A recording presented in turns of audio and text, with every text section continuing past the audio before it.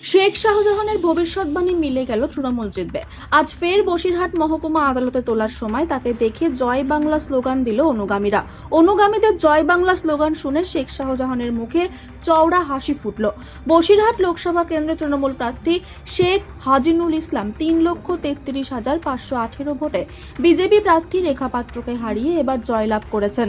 গত মাস অর্থাৎ মে মাসে 2 দফা নির্বাচন বাকি থাকতেই 24শে মে বসিরহাট মহকুমা আদালতে তোলার সময় আগাম ভবিষ্যৎবাণী করেছিলেন শেখ শাহজাহান। বলেছিলেন, যে কারণে আমাকে আটকানো হয়েছে এসব বিফলে যাবে। 3 লক্ষের বেশি ভোটে এখানে তৃণমূল জিতবে।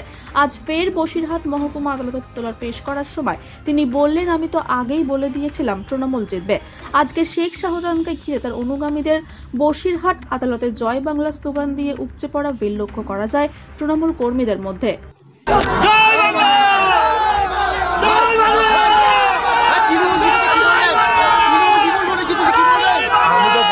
জিতবে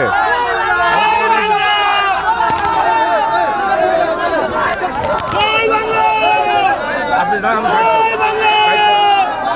সাইড করছেন।